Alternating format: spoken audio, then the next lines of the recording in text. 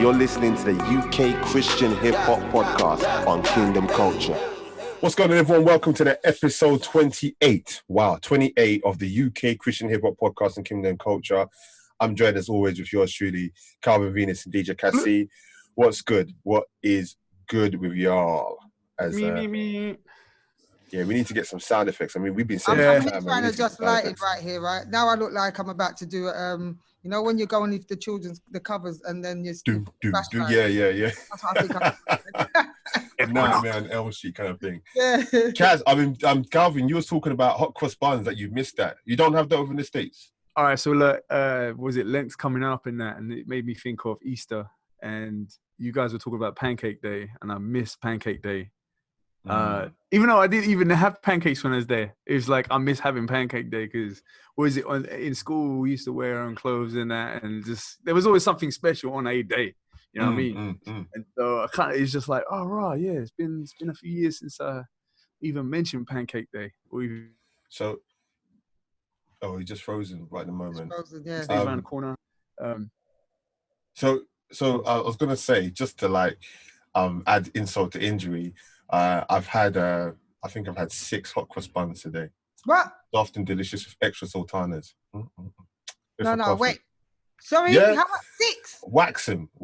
So you've gone in if you bought it from a well-known company like Sainsbury's, right? That means you went for a packet and a half then because they have 4 in the pack. No, so I went to Asda and they do a pack of 6. And my wife bought 2 packets. Yeah. And I just thought, wax it, man. I can't help it, man. I start eating it. I see the sultanas. I'm like, oh, this is delicious. It's weird though. I don't see hot cross buns to do anything with Easter. It's only like about 2 years ago when I realized the whole cross on the bun kind of thing. And I was like, yeah, what? But what do you think about the hot cross buns with the flavors though? You know, there's one with is it salted caramel? Yeah, with chocolate. Nah, you know, I'm a guy that likes original. You know, I like ready salted. I can't do raisins, big fat round thing raisins in cakes. I don't like raisins in cakes if I could see the raisin that it looks like a raisin, I'm not in it. Yeah, I'm all for raisins. I think raisins are delicious. Yeah. Raisins is like black and white chalk and cheese, isn't it? You either love it or hate it. Like Marmite. Oh my gosh, I wish I could find a picture. I saw Marmite, a new flavor of Marmite. I beg you, let me just try and find it because I really want to be accurate. A new flavor of Marmite. A new flavor of Marmite. Think of the atrocity. New flavor of Marmite. Aha, here we go. I'm gonna hold up to the screen. Sorry for the ones on the podcast listening. Calvin just dropped out. I'm gonna show you what they decided to do with Marmite. How they tried to create a new flavor of Marmite. So I'm gonna hold it to the screen for Cass and everyone watching on YouTube. Marmite peanut butter. What on earth are you doing? And it's got like the oil. I don't know if you can see the oil at the top. Oh no, that's not even. You see how the oil was settled at the top? That's nasty, man. Already, when you eat it, you're like, you know, when you eat something, it's like, yeah. And have the cheek to say no added sugar, like that's gonna make it any better. You need to add sugar to that thing. It's nasty, man. Marmite peanut butter. I don't know, again, Marmite. So some people who actually love the taste of Marmite. My son loves Marmite because it was given to him as his grandma would give it to him as a baby. So he likes the taste. I think because he was brought up with it. I never had it in my household, but anytime we went to his nan's house, she would give him that. So he likes Marmite. It's strange because I love Supermalt, but I question: do I love Supermalt because I was brought up on it? Nobody I know who's tasted Supermalt while they're grown up go, yeah, that's a nice drink. Come like Coke or Fanta. They don't like it. I like Supermalt. Was you brought up on Supermalt? Yes, that's the thing, yeah. Every party, every function, grandparents would have right there 4 crates kind of stacked up in the corner. You just, yeah. I remember as a kid, I used to pretend I was drinking alcohol because obviously it was coming in a bottle. Yeah, so as a kid, I was like, yeah. Closest to get into it. Yeah, exactly. I remember those things, but I genuinely do not think Supermalt tastes nice, even though I enjoy it. Yeah. I know it sounds weird what I'm saying, but if I was to taste it now as an adult, I'll be like, that's not a nice drink. Yes, it's a malt drink. It's not really... It's a childhood kind of drink, isn't it? It's you have to be brought up on it. Exactly, like rum for me. like as a Caribbean man, yeah, I'm supposed to like rum because that's part of my kind of like, you know, Caribbean rum and Captain Morgan kind of whiskey. I don't know, you know what I'm trying to say, that all of that kind of I don't drink. like rum. I don't like rum. I don't Only like rum. I and never it's drank not even it. too much in a cake either. I don't mind rum cake, but when you overdo it, it's a bit stodgy and heavy. Yeah. Yeah, I'm not for that. But I don't know. There are some things that they make in the supermarket that is just absolutely disgusting. Like literally, like I know gluten. Yeah, there are some people who literally cannot handle the gluten inside certain things. But gluten, when you get gluten-free stuff, honestly, I taste it and I'm like, this It does tastes not like taste like. powder. Yeah, maybe because my tongue is accustomed to like sugar and preservatives and as part of me and all of these other things. But there was some nastiness. Oh, sorry, Calvin, I didn't show you. Yeah, you know what Marmite is, isn't it, bro? Yeah. That's where I left off. You were talking about some new flavors, and I was a Marmite out guy. Marmite out, brother. Do you Yeah. like peanut butter, bro? Yeah, I do. Okay, cuz here comes the sacrilege, brother. I'm gonna show you something. Yes, brother. Marmite and peanut butter, like in a swirl type of thing. Is that in the supermarket? You saw it? Yep, that's the picture I took. You see that? Marmite crunchy peanut butter, bruv. Can you see how the thing at the top, what that oil residue, like, what is that? So we were just kind of saying, I'll like, be interested though. Well, I've never been a Marmite fan. I think I'll get it for my son so he can try it. This is so he can tell me. I'm not going to try it though. Me and my wife was kind of like having a bit of a, not an argument, but a disagreement in the kitchen about how great mushrooms are. And I find mushrooms, the texture, the flavor, the smell, just off-putting. Yeah, you gotta have it mixed up with stuff. Mm. I don't want to taste the mushroom. I don't want to see it either. I just like what mushroom does to meals. That's about it, you know. I don't want to see it either. Food is simple. I heard what you're saying about raisins. Raisins, it's another funny thing. I like raisins, but I don't want it in my face. Yeah. I mean, gee, I could eat it like sweets, man. When I have a fruitcake, my nan knows how to make it. She'll blend, literally, she sort of blends the fruits together. Paste. But yeah, so I don't see it. See, that's another thing I miss. Jamaica cake. Oh man. Do you guys ever like the McVitie's ginger cake? Oh yeah, with custard. What? Oh my days! I eat that like bread. I just grab the whole thing, peel it back, and just The only thing is sometimes it's a little crunchy. But what I used to do is get like sort of vanilla ice cream and then break it, so you have the breadcrumbs over it. Oof. You know what? I might even try that. You know, I'm gonna try that one. I got vanilla. That sounds nice. Because like you know how crunchy it is, right? Especially when you get them real soft whips. You want it, you want the real soft, then you get that weird crunchy soft. It's nice. Are we talking about the same cake? Yeah, because the McVitie's one. Not ginger nuts, you know, ginger cake. You know, Jamaican McVitie's ginger cake. Oh, I thought you meant. Sorry, my bad. I know you meant ginger nuts. I was thinking about ginger nuts. Yeah. Jamaican ginger cake with custard. Did you ever like have like a local bakery next to you? Yeah, that done. You know that brown bread. Yeah, it's not bread. Yeah, it's like bread, but it's not. It's sweet. I forgot what it's called. Bun. Oh, bun. Oh, yeah, one. See, I can have raisins in bun or bulla? Which one? I can have bun, right? But I still pick Bulla's cool. Bulla's cool. Bulla, you really need. Like, I need my tea with bulla. I know your tea and your biscuits. You know what I'm like with my tea.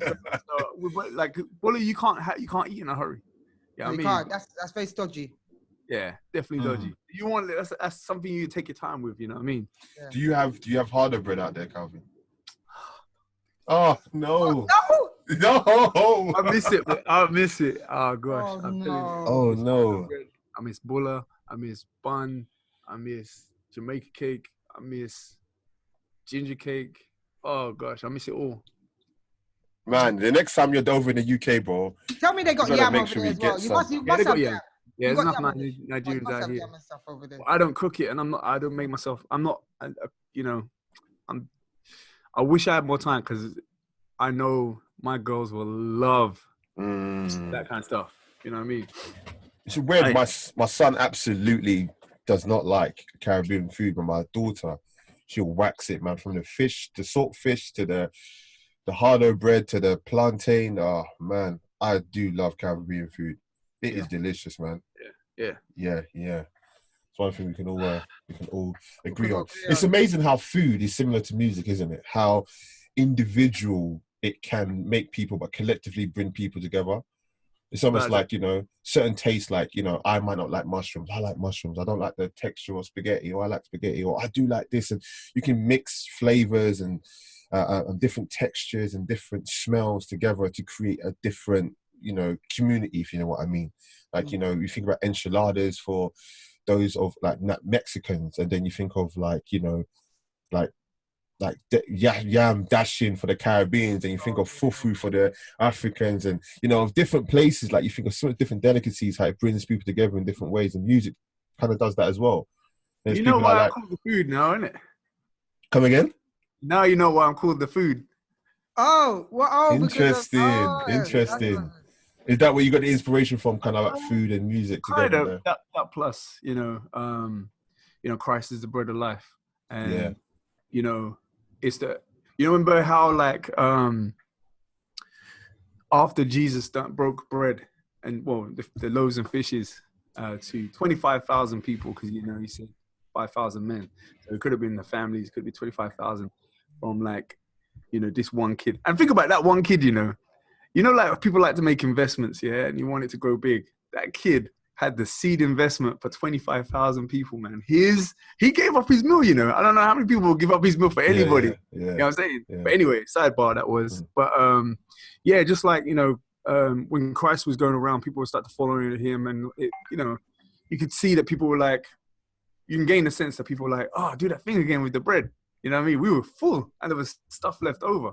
You know what I mean? And so that's basically what the bread of Christ would do for us. Not so much what he did in breaking the bread, but he will fill you in a way that nobody else can. And so that's what food audio is really pointing to him. Oh, that's real, man. But it is centered, you know, bread means company as well. Yeah. To break bread means company. Yeah. So yeah, that's basically what the food is about. It could have been the bread, but then it'd just be, you know, too even more obvious, you know. But and also remember when you know, the disciples, the fishermen especially, were like looking at the beach and, you know, like seeing Christ, and Christ like, hey, come on, you know what I mean? And then the first thing that Christ did was like he made them breakfast. Yeah, you know what I mean? breakfast, So yeah. I would imagine anything that Christ does pertaining to food would just be full and wholesome, and that's basically what I was pointing towards in my business. So yeah, Solid, man. Food, man. Well, it's good to know that you've got like the foundations of not just running ahead with something, but you know, you've got foundations to always come back to remind yourself of the reason why you're building, the reason what you're doing for. That's really, really good to hear.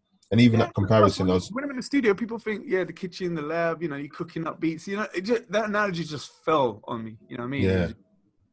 So yeah. Solid. Has anyone heard any new music over between this and last episode? Has anyone heard anything that's gone, yeah, you know what? Like, that's a tune. Oh yeah, I did, you know.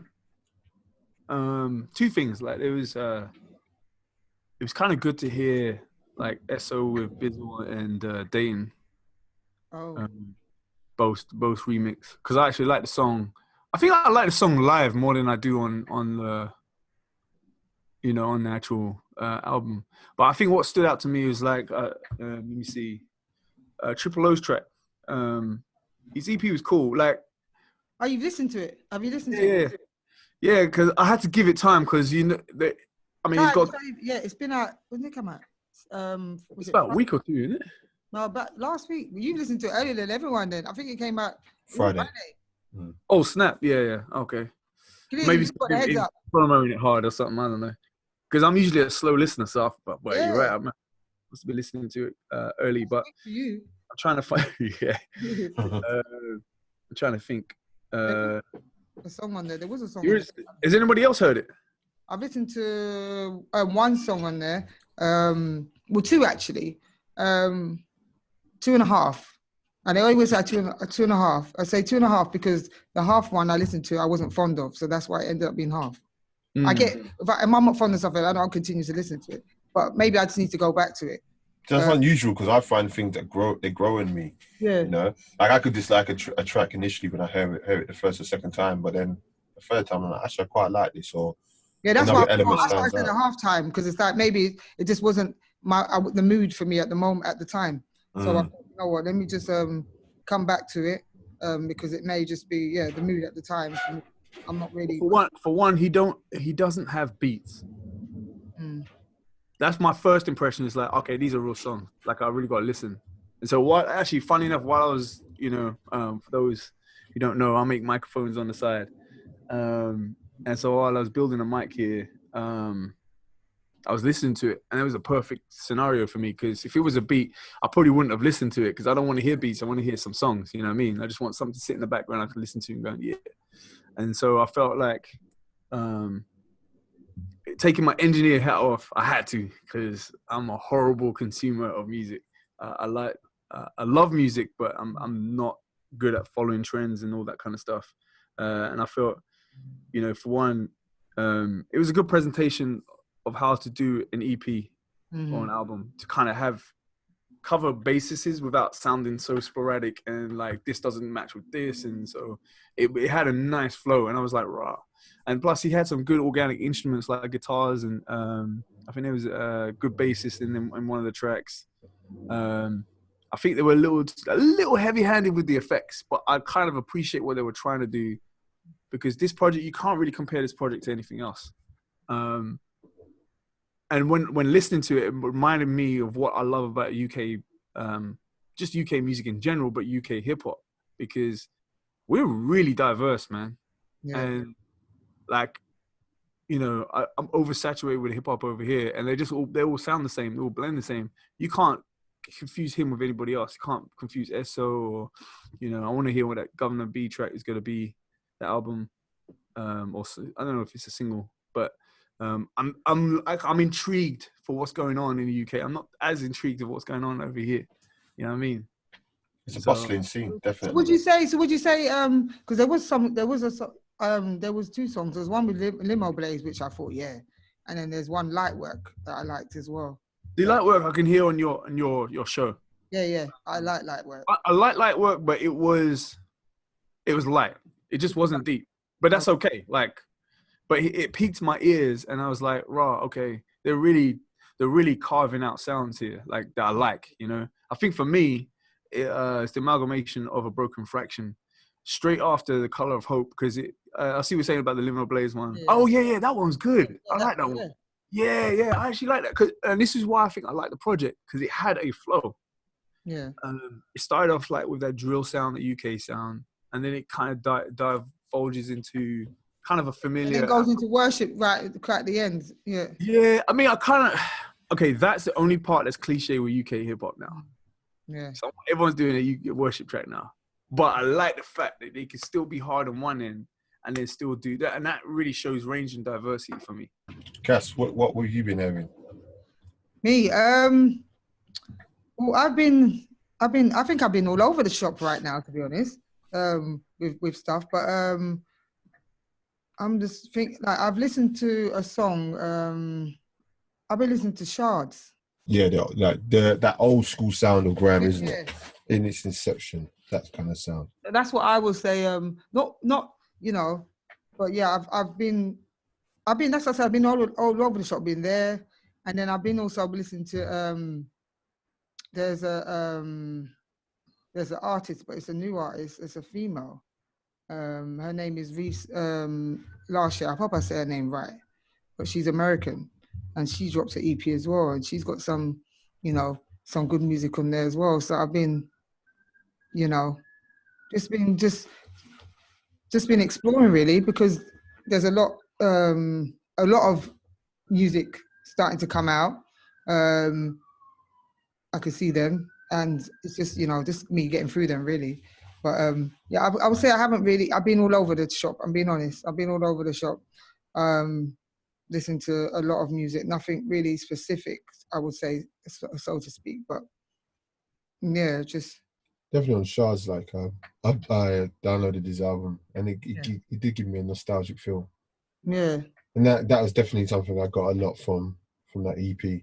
Yeah, 7 tracks. Again, I don't think he went too deep on that lyrical content, because I think it's based upon that early framework of what grime music was, more as punchlines, stabs. There's not much space on 140 to really get out depth of content. You can say a few things, but it's hard to really build a picture because the beat's always driving at you. But every track, you know, just reminded me of that nostalgic grime feel. And it's weird because when you look around like UK Christian hip hop, you don't really see an artist that is actually doing it in that, not to make it sound negative with this term, but you don't hear it in its primitive form. Something that reminds you of, you know, 15 years ago when grime started. But it just took me to a nice place. It took me to a nice place of just like, just my guy just going in, you know. When we went down to the Grime Roots events that he put on, and he was on stage and everyone was just barsing back to back, it was just like, it felt like pirate radio. That's the best. I've never felt that feeling ever before in a long time, and that's why I could feel UK Christian like hip hop. I've never felt that ever since like the first time I interacted with it in like 2000, 1999 periods. I never ever came across that feeling, and it was like there was something pure. And he said something to me. He's like, it was a legendary moment where you had like, we've got a picture of like Feed Him in the middle, and then you have like just loads of different artists like spitting bars all around and just waiting for him to finish his bar so they can grab the mic and pass it around. And you had three DJs next to each other, and each one would link into the mains at different points at different times. It was just, honestly, it was phenomenal. I almost felt like they should be clashing, but it was amazing how the event was done, but in God's way. You know, there was no like, yo, I'm coming to shred you on the mic. Every man was shelling on the beat. They were shelling hard on the beat. It was good, man. You know, you even had some young female artists jump up and do their thing and blah, blah, blah, blah, blah, blah. And it was live. It was just, there was something so organic about that event. And on the back of him releasing Grime Roots last year, he then followed up with this, and it just reminds me of that sound that originated in the UK, like from garage, from, you know, toasting and whatnot. It kind of originated, and you got that feel of like, this is us. Like, I really, really love rap music, you know, and that's why I really enjoyed our podcast last time about the difference between grime, rap, and hip hop, and the varying differences. But grime just has a sound. It just has a nostalgic feel of the UK, and I feel like Shards does capture that in his new EP, Grace, Flows, Bars, and Content. I really does capture it. Again, if you're looking for lyrical depth, you know, you're not going to find it there. But if you're looking for something to really draw you into that space of, oof, hey, my guy. It sounds like the workout playlist that you made. Yeah. I think so. I think that's the kind of tunes to That's the way it should land, isn't it? Yeah, 140, man. It's like, it will get you going. Like, like you can't make a playlist, I don't believe, because I like to make playlists on my phone when I'm listening to, like, you know, in the gym and whatnot. So I'll click play. You cannot put D Witness and Shards in the same playlist. You know, D Witness has got this kind of like introspective, reflective, you know, and then Shards is more like, yo, boom, boom, boom, boom, boom, boom, punchline, bam, bam, bam. It's just, but again, it's exciting. I'm like, when I think of UK Christian hip hop music and that encompasses grime, drill, whatever it may be, I'm actually excited. My blood jumps because I'm like, things are happening. Different artists are doing their thing, and they're taking control of what they're doing and running off with it, not waiting for someone to co-sign them. They just say, yo, this is what I'm doing. And they're using the Instagrams, the Spotifys, the Facebooks, wherever it may be, they're using it to their advantage. I never know how to end or start these things, I swear that. But we're just going to flow with it. You did such a good job, though. Guys, thank you very much for joining me on this episode of Kingdom Culture UKCH podcast. And you have a good one. And we'll see you for the next one. Peace. You're listening to the UK Christian Hip Hop Podcast on Kingdom Culture.